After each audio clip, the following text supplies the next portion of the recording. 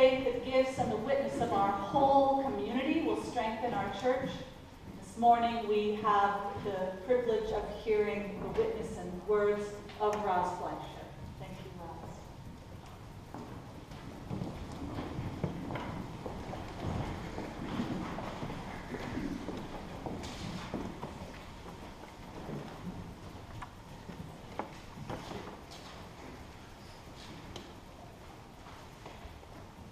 Open thou mine eyes, and I shall see. Incline my heart, and I shall desire. Order my steps, and I shall walk in the ways of thy commandments.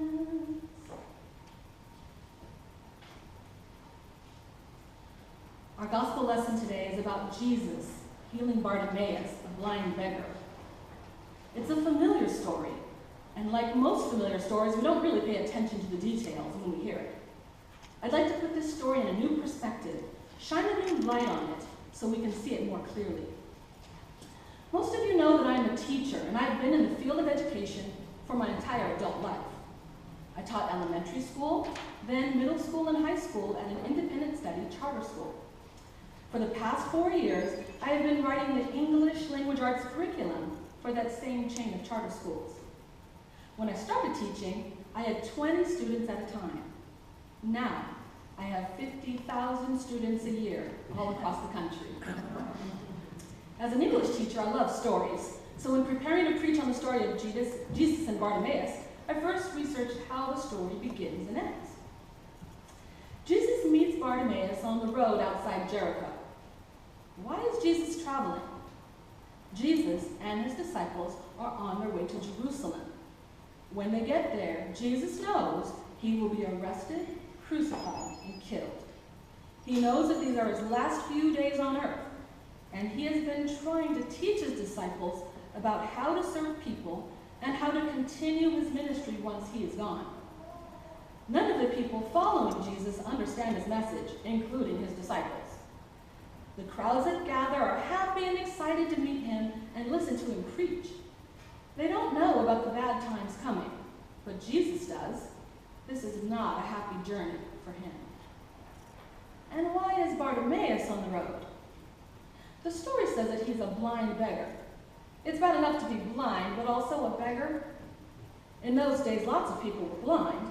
Some were born blind, and others became blind as a result of injury, illness, or old age. Blind people, like other people with disabilities, were not treated very well in the Bible. Daily life for Bartimaeus was pretty hopeless. He couldn't work, so he couldn't support himself or his family. Without sight, he had to rely on others to help him perform even the simplest tasks, like getting food or going to the bathroom. In those days, many people believed that disabled people like Bartimaeus deserved their fate because they had sinned somehow, or that their parents must have been sinners. Some people felt sorry for him in his misery, so they would throw him a few coins, but they would not take him into their houses and take proper care of him. So the only way Bartimaeus could survive was to beg on the filthy, garbage-strewn streets. He was not allowed to be a productive member of society, but he was seen as useless, as a drain on society, as a visible example of unworthiness. So that's what's going on before the story starts. Jesus, with cheering crowds all around, is the most important person, the center of attention. Bartimaeus, the blind beggar, is the least important person, ignored on the margin of the road. You know how you're taught in school to write between the margins of the paper? The important writing happens in the center of the paper, not the margins. That's why we describe people who are pushed to the edges of society as being marginalized. In our society, lots of people are marginalized. Poor people, homeless people, people of color, immigrants, people who have been to jail, drug addicts, the mentally ill, etc. These people are not supposed to have a voice in society. They are supposed to sit quietly on the side of the road and be miserable without disturbing the good people leading good lives. But Bartimaeus doesn't do that. He calls out to Jesus saying, "Jesus, Son of David, have mercy on me." It's interesting that he calls Jesus Son of David. It means that even though Bartimaeus is blind, he is wiser than most anyone else because he recognizes Jesus as the Messiah, the Savior. The scriptures foretold that the Messiah would be a descendant of King David. Bartimaeus also remembers that David was known as a man after God's own heart. David was known for restoring a crippled servant to his proper rank and stature as a prince. So Bartimaeus recognizes God's heart in Jesus and hopes to be healed. Did you notice that the crowd in the story tries to make Bartimaeus quiet? They don't want him to call out to Jesus. Why? Because they don't think that it is the proper behavior for a beggar. He has no right to get Jesus' attention or to ask Jesus for anything. Well, if Bartimaeus behaves as expected, nothing will change for him or for the crowd. The crowd has all the power. They decide who gets to talk to Jesus and who does not. They decide what everyone else can and can't do. But Bartimaeus disobeys the crowd. His hope, his faith, is a defiant act. He is not willing to accept the status quo, to let his chance for healing pass him by.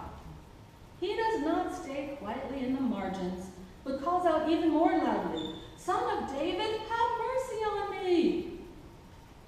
The crowd only helps Bartimaeus when Jesus calls to him. They say to him, "Get up, he is calling you." Why aren't they helping the blind man find his way to Jesus all along? Because then they would have to acknowledge that the blind man deserves a better life. They would have to admit that he is their equal. When I was a child, I lived an average middle-class life here in Altadena. I didn't grow up in the margins of society like many other black children did. I attended elementary school right here at St. Mark's. My life changed drastically when my father died when I was in 5th grade. Without adequate life insurance, my family was forced into near poverty. We had a house and food, but little else. But because of the tenacity of my mother, and with the support of numerous relatives, friends, and my St. Mark's family, I never lacked for anything. No one thought to tell me that poor black girls aren't supposed to be good at math and writing. No one remembered to tell me that poor black girls are likely to drop out of school. Later, when people tried to tell me what I could and could not accomplish because of my status, I didn't listen. I didn't sit on the side of the road. When the opportunity to win a scholarship to college came by, I grabbed the chance. I only applied to 2 colleges, Stanford and Occidental, and I was offered full scholarships to both. I chose Occidental and earned my bachelor's, my master's degree, and my teaching credential. A few years later, I was invited back to St. Mark's School to teach, and I taught here for 9 years. Dr. Olson, the newly retired head of school, used to love to introduce me that way. "Rosalind is one of our graduates, and now she has returned to be one of our teachers." Like Bartimaeus, I wasn't content to let others define me. And what did Bartimaeus say when Jesus called him to leave the margin of the road and to come forward? In the story we just read, Bartimaeus says, "My teacher, let me see again." Now, he could have asked Jesus for anything. He could have asked for money, or servants, or power, but he simply asked to see again. He asked Jesus to restore something important, something that would change his life. In another translation of this same story, Bartimaeus says, "Master," not teacher. Master means Lord. He knows he is speaking to God. "Master, let me receive my sight." This is different. This is not "give me my sight," give me something I used to have, but let me have something I deserve to have, my sight, something that is rightfully mine. This is not restoration, this is transformation. He is asking Jesus to change what he can't do to what he can do. He asked to be made equal to everyone else. Notice that Jesus responds by saying, "Go, your faith has made you well." He doesn't say, go and sin no more, like he does when healing other people. He doesn't demand anything in return for this miracle. He simply heals Bartimaeus. In the process, he restores three aspects of Bartimaeus' life. His self-esteem. No longer will he have to beg and grovel for scraps. His identity. No longer will he be alone, and he can return to his family as a father, a son, or a brother, and he can help them for a change. And he returns his place in society. He can regain his power and his rank, and he can make a positive contribution to society. Whether you see this as a transformation miracle or a restoration miracle, there is no doubt that when Bartimaeus casts off his dirty old cloak, he casts off his old way of life forever. Now, the story could end there, but it doesn't. After regaining his sight, Bartimaeus does not return to his family or his old job or his former place in society. He immediately follows Jesus on the road toward Jesus' death and resurrection. Again, Bartimaeus does not do what is expected. After being told what he can't do for so long, his future becomes about what he can do. By following Jesus, he is inspired to live a life of service, helping others and making the world a better place. And that's what I decided to do when I finished college. I didn't say, look at me, I defied the odds, I exceeded expectations. No, I immediately began a career of healing minds and hearts full of I can't, and of offering a hand up to other children who are struggling to follow the same path. I love being a longtime member of St. Mark's. I have played many roles here. I've been an acolyte, a youth group member, summer camp counselor, senior warden of the vestry, a school board member, a teacher, summer camp director, coffee hour chair, craft guru of the women's retreat, and I've been in the choir for 32 years.